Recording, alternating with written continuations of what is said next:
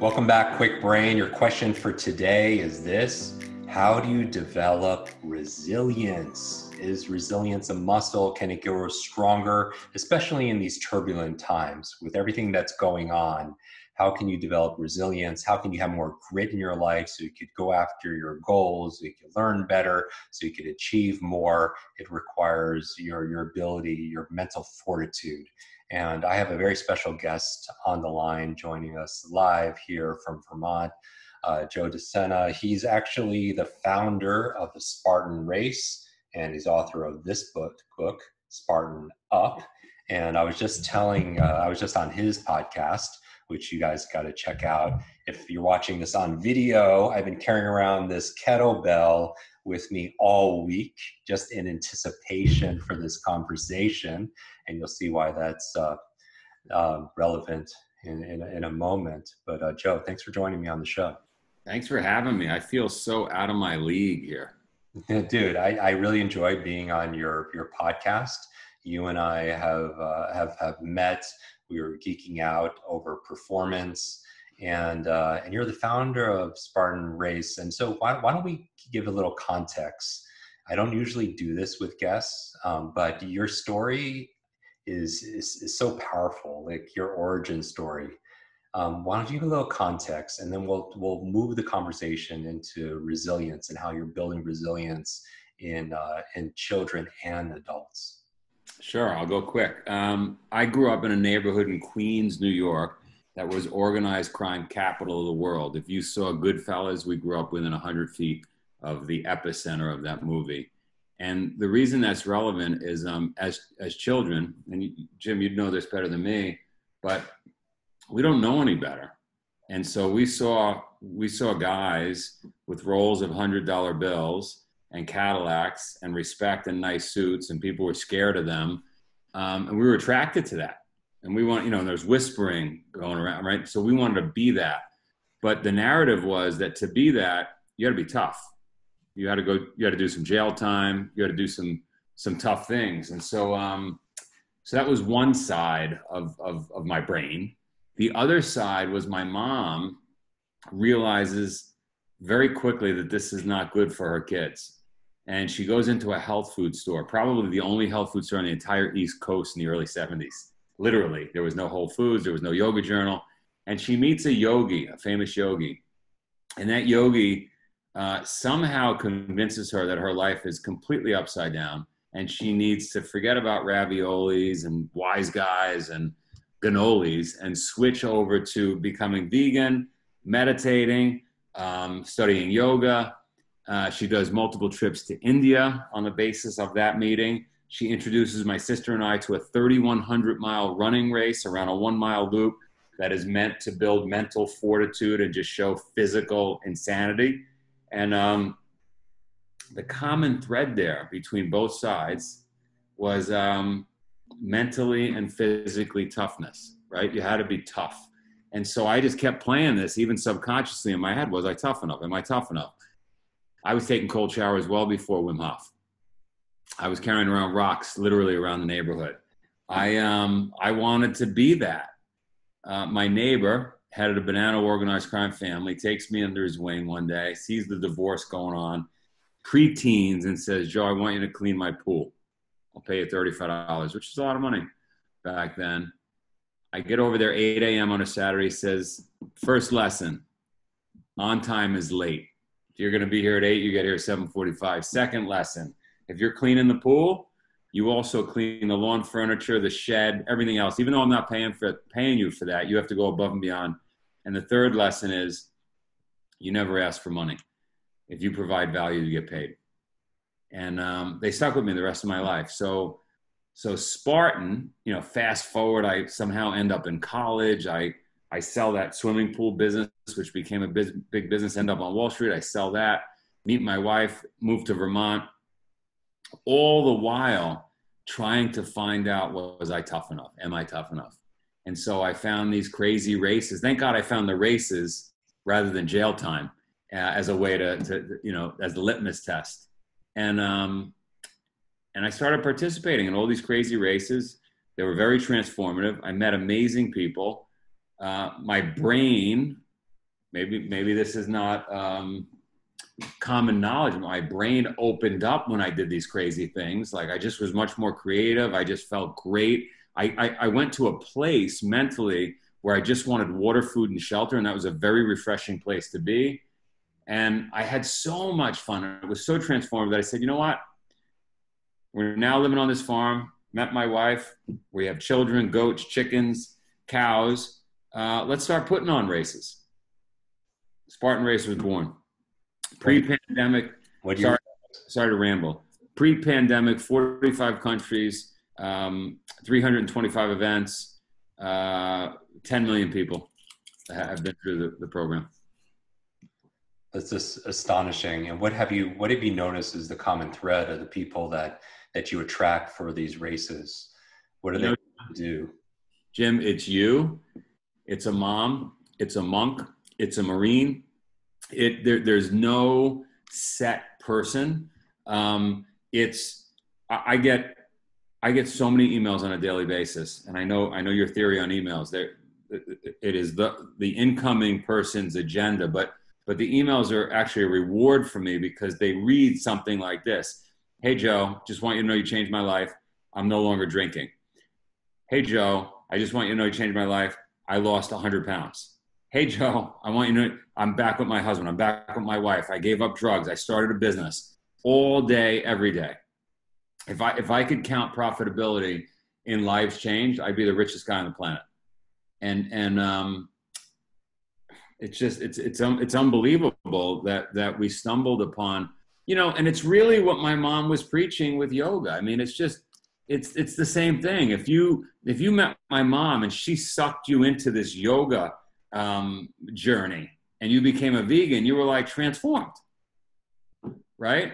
Or my dad was a workaholic maniac. If he sucked you into his vortex, you were doing so much work, hanging sheetrock, building a thing in the backyard. He was a maniac that you felt proud of yourself because you got a lot of work done today, even though you were coming over to just say hello. You didn't even know you were going to get handed a screw gun and a hammer.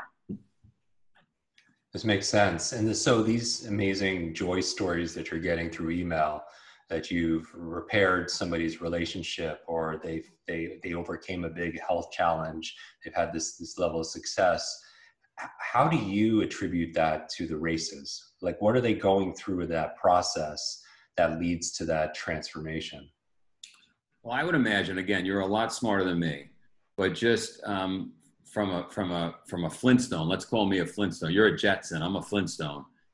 From my perspective, not a lot changes if you sit on the couch and you eat popcorn and watch Netflix. You're not going to all of a sudden have a lightning bolt moment on the couch and your life changes. On the other end of the spectrum, you're at a race. You're scared out of your mind. You've been training for it because you don't want to get hurt. You meet 9,000 people there. You're now in mud. And you're like, you've been told your whole life to not get dirty. You're completely covered in mud. You're crawling under barbed wire. You've been told your whole life, stay away from barbed wire, don't get cut, right? And you're next to a Green Beret or a mom who's crying. You then get to a rope climb. You go through this whole thing. You can't breathe. You're sweating. You're thirsty. You're hungry. You're saying you're never going to do this again. It sounds terrible, right? You come to the finish line, you're so elated. You're like, oh my God, I got to do that again. I'm much more powerful than I thought I was. I could do more than I thought I could. I'm never going to complain when I lose the remote control in the house anymore. Right? Like your whole frame of reference is shit. Everything's changed.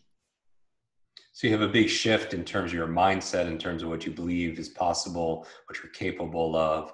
Maybe even what you deserve, because you earned it also, right? Going through that, when we're talking about mental strength, mental fortitude, you can't get stronger by reading a book about pull-ups, right? And we know that knowledge by itself is not power. You have to put it into action. And so when you take people through these races, 10 million, I mean, just I want people who are listening, 10 million people have gone through this race, if or more, probably now, and they're going through a transformation process where they're doing things they never thought they should or could do. And by going through that process, it's visceral. It's like experiential learning. They're not learning it necessarily. And I love books, but a lot of people just read a book and just let it go. Like even my book, they'll just say, oh, those are great ideas. But if they don't actually do the work, they're not going to get the result.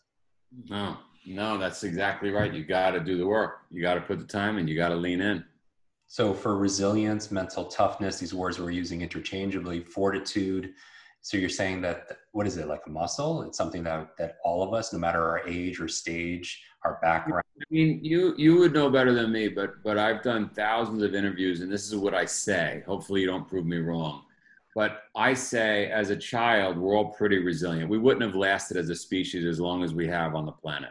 So it doesn't matter color, size, shape. We come out as babies. We're pretty resilient creatures.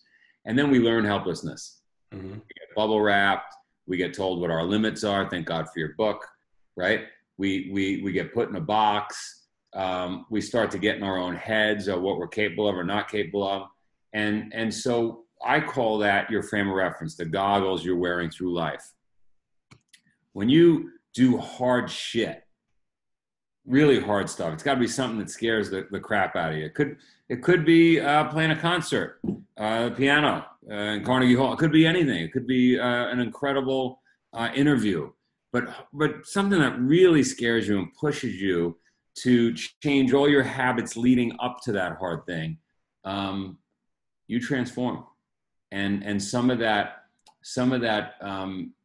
basic resilience, some of that stuff that's deep down inside somewhere that's been masked over with layers of bubble wrap, sneaks its head out. And if you grab hold of it and you keep running with it, which is what I did, you can go pretty far. For me, it was, all right, well, I've done 3 hours. Could I do 30 hours? Could I do 30 days? Right? Like how? And it's like, wait a minute, I can do anything. If I put my head to it and I stay this long, I can do anything. And you have infinite examples of countless of individuals who have done the same. It's not just reserved to a tiny few. I mentioned when we met, you were carrying a kettlebell, and you were, in there. You told me about a story of a gentleman who weighed he was overweight, 696 pounds. And he came out and did a Spartan race. We heard about him. I immediately got in touch with him and I said, listen, I want you to come to the farm. Because it's hard. When people are in their own setting, they're doing this guy was eating 8 Egg McMuffins every day, 2 2-liter Sprites, or maybe 4 2-liter Sprites of bottles of Sprite. And got him on the farm, raw fruits and vegetables, 10-mile walk every morning. Eventually we got to 20 miles a day, 10 in the morning, 10 at night. Eventually we got to 20 a day carrying a sandbag. And all the while I said, as you lose weight, I'll carry weight. So that's how the kettlebell started. And he was losing 2 to 3 pounds a day. He got really mad at me one day. He got mad at me a lot, as you could imagine, because I had him on lockdown and I was forcing him to get out of his comfort zone and do things that were really hard. And one day he got mad at me and he said, I need to go to the doctor. I need to get my liver levels checked. And I said, what do you got to get your liver levels checked for? He said, well, I'm only eating raw fruits and vegetables and I don't know if that's healthy. I said, wait a minute. Did you get your liver level checked when you were eating 8 Egg McMuffins for breakfast and 2 2-liter Sprites? Because I would think your liver is a lot cleaner now than it was. I said, your brain, consciously or subconsciously, is trying any way it can to get out of what we're doing because it's hard. Mm-hmm. And so it's telling you need to go to the doctor. But grab that sandbag and go get your 10 miles done. And that was a typical battle we would have. What do you do when some of your clients or racers, they have that inner talk that makes them want to give up? How do you distinguish between that voice that is squelching your potential and saying, I just can't go on anymore? What would your words be to them?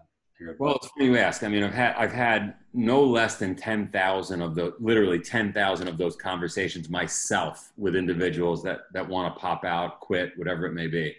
And just recently, last week, because of COVID, we've been on lockdown. I've had a bunch of camps on the farm with young kids. Last week, I let adults come too. I separated them, two different. We have 700 acres, so I was able in one building to put the adults, one building I put the kids. They all showed up on last Sunday night, not the Sunday that just passed a week earlier. And the first morning, Monday morning, 5 a.m., I woke up the adults first. I was on my way to go get the kids. And one of the adults, the most fit of the bunch, they only arrived 10 or 12 hours earlier. Most fit of the bunch, tattoos, spoke with military vocabulary. He was tight. He says, I got to go. What do you mean you have to go? I can't sleep without air conditioner. I said, you can't sleep without air conditioner. I said, you know what this camp is, right? I mean, you've heard about me. Yep. But without air conditioner, I can't do it. Now I know, because you're asking me about these conversations, and I've had so many of them, I know it's not the air conditioner. It's never the thing we're talking about. And so unlike any other conversation I've ever had in 20 years, I said, no problem. I'll put you in a building with an air conditioner, which I would never do, but I'll do it. Oh, it's too late. I already changed my flights. I got an Uber coming. I said, you got an Uber coming? There's no Uber in this town in Vermont. How do you have an Uber? So in other words, there was nothing he could say that was accurate. So what happens is, and again, you could tell me, the brain is spitting out anything it can that appears and sounds logical to the person spitting it out. But it's all in an effort to avoid discomfort. Mm-hmm. We are motivated to avoid discomfort. And I can't blame the person, but the person that the other 9.99 million that are able to shut that part of the brain off and say, hang on a second, I know what you're saying up there, but I just need you to be quiet because I'm going to put one foot in front of the other and I'm going to keep moving. And so for the remaining week, now let me just put this in perspective to the listeners of this and the viewers. For the remaining week of that camp, that guy ultimately quit, by the way. I got him a car service and he left. The children and the remaining adults had to get your head around this in 7 days. They had to do 40 hours of wrestling, whether they had ever wrestled before or not. I had an Olympic coach there teaching them how to wrestle. So that's a lot of time on the mat, sweating and working hard, fighting another individual. They had to climb a rope 300 times, a 20-foot rope. That's 6,000 feet of rope climbing, astronomical number. They had to do 1,400 perfect push-ups, which means they probably did 3,000 push-ups because I didn't accept many of them. 1,400 perfect leg raises, and get ready for this one, 50 miles of hiking with 30,000 feet of elevation climb, okay? All of that is hard for anybody listening or watching to even get their head around. How could that even be possible? It was possible because me and the team led it, and we said one foot in front of the other. It's like, how do you eat an elephant? One bite at a time. This is going to seem insane that you could even, it's not even possible. How could we possibly do this? We did it. We got it done by Sunday morning the next week. And the kids left with a shirt that outlined what they did. And so if you can shut that voice down in the brain, like I say to people when they first come, you're going to tell me you want to quit. I've seen it for 20 years, 10,000 conversations. I know what you're going to say. You're done. I'm sure professors deal with it in colleges when kids want to drop out of school. It's the same conversation. At that moment, you have to just trust me and just trust what I say and follow what I tell you to do, which is stop talking and put one foot in front of the other. Mm-hmm. I mean, those that study history know Shackleton. Shackleton was stuck in the ice for 2 years. He was stuck with a boat in the ice for 2 years. They didn't lose a man. Right? I know a guy that did 31 years in prison. He was wrongfully accused. He eventually got let out. 31 years. Many of those years, he was in solitary confinement eating toilet paper and toothpaste because they weren't giving him food. So, like, you're really complaining because we're climbing a rope right now in the woods? Yeah. You know what I mean? So, it's so visceral for me because it's undeniable, because when somebody's doing that, working with clients, even they say, I can't, I don't want to do this memory exercise. I'm tired. They'll fight for the limitations. And if you fight for your limitations, they're yours. You get to keep them, right? But the human nervous system will fight and argue for the reasons why you can't do something, so you avoid the pain, the discomfort, and the change, right? You're wired to keep everything safe, and anything that's new could be threatening to you. And by going through, I love your process of squelching that inner voice and just focusing on one small step. Like in my book, I call them S3, small, simple steps, right? One step, in Rocky, they use one step, one punch, one round at a time, right? How do you, inch by inch, it's a cinch, yard by yard, it's too hard. Because little by little, a little becomes a lot. It becomes all those ropes or all those climbs or all those push-ups. But breaking it down into something that's not as intimidating. And also being in a community, having a mentor, having a coach, and being in the community of other people who are going through it with you also as well, must be also, encouraging. I mean, it floats all boats, right? Having a bunch of people, like Jim, if you were working out in the morning alone, you're going to go to level 1. I'm going to go to level 1 alone in my garage. As soon as we come together, we both go to level 3. We don't have to say anything just because that's just, right? We bring a few more people in, we go to level 5. And so just being around 9,000, 10,000 other people at that event, you just get dragged along. You just get sucked right up into it. Yeah, I love it. So Joe, as we wrap up here, when our listeners are listening, they want to build mental fortitude, they want to build mental toughness, they want to build some resilience because they know those qualities will also serve them in their relationship, in their physical health, in their career achievement. What's 1 or 2 things you would recommend they could do, right now?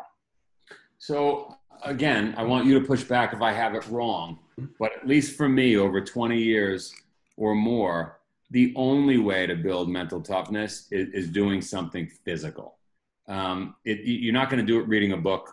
You might learn some techniques reading a book. You might learn some cool tricks listening to a podcast, but you got to actually get in the game, get in the arena, and get dirty.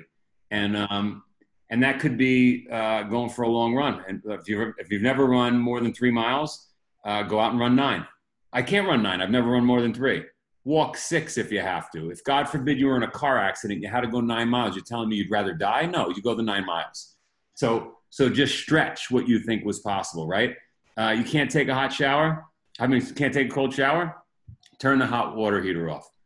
Take a cold shower, right? That'll straighten it. Do 30 burpees. Carry around a kettlebell. But you got to do something physically hard that scares you, and that will toughen your brain. I don't know of any, by the way, it could be meditating. You could sit, my mother meditated 30 days while fasting, right? You could fast. You want to get mentally tough? You could not eat for a couple of days. You could go 40 days without food. It's hard. I'm not suggesting it, but you could survive 40 days without food. So and most of us, by the way, have plenty of excess body fat. so we would be fine without food.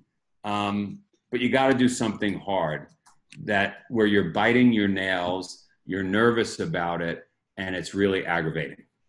Yeah. It's, you and I had this conversation, the beauty's in the butterfly. Everyone wants the butterfly, but the struggle happens in the cocoon. The growth happens in the cocoon, getting yourself to do difficult things, because most people, they truly underestimate what they're capable of doing. And this is a wonderful way to be able to prove yourself wrong, to be able to do these difficult things, because with those challenges, that difficulty, we develop ourselves and go to another level. Joe, how can people find out more about you, your races, check out Spartan Up, the podcast. We have a podcast. Check me out on Instagram. I think it's @RealJoeDeSena, Spartan.com. Everything's Spartan. And if you want, this is going to sound crazy, but shoot me an email, joe@Spartan.com. Please don't write more than a sentence or 2. When somebody writes a 4-page email, I'm probably not reading it. Yeah, I get that. Challenge everyone right now to do this. Take a screenshot of this episode, tag Joe, tag myself, post it, and share one thing you're going to do to get out of your comfort zone. Because while While the comfort zone is a nice place, nothing grows there. All right. While the comfort zone is a nice place, nothing grows there. And so you want to be able to stretch. You don't necessarily want to snap, but you want to be able to stretch yourself. You stretch, you stabilize, you stretch, you stabilize. So take a screenshot, share with your fans, your friends, your family, your followers, one thing you're going to do to get out of your comfort zone today. I will repost some of my favorites. And as always, gift out a copy of Limitless so we can go beyond our limits. Joe, you're a living example of how we could redraw the borders and boundaries of what's possible. So I want to thank you for the great work you do, my friend. I look forward to seeing you in Vermont, and I'll say that publicly. I want to go through and do that, because the best way to change your psychology is changing your physiology. Fastest way of doing that. We've talked about that for so much, that all learning, just like life, is state dependent. And as your body moves, your brain grooves. And if you get yourself to do something physically that you never thought was possible, that builds our mental strength, our mental fitness. So Joe, thanks for coming on the show, buddy. And thank everyone who's listening. Make sure you make your post, and you can take our show notes also at jimkwik.com/notes. And I'll have all the links to Joe's book, his podcast, and his contact information there. And see you soon. Thanks, buddy. I'm going to save you a sleeping bag. Hi, Kwik Brain. It's your brain coach. I want to thank you so much for watching this video. 3 things to do. Number 1, make sure you share this, because when you teach something, you get to learn it twice. Update your learning so you can update other people's learning as well. Number 2, make sure you subscribe to this channel so you don't miss a thing, because if you miss a video, you miss a lot. And finally, make sure you hit that bell so you're notified and you find out when we put out the latest and the greatest. One extra thing, if you want really close attention, then text me. Here is my phone number, 310-299-9362. Did you remember that number? 310-299-9362. Shoot me a text and we'll stay in touch. Ask me your burning question. And I wish your days be full of lots of life, lots of love, lots of laughter, and always lots of learning. I'll see you in our next video.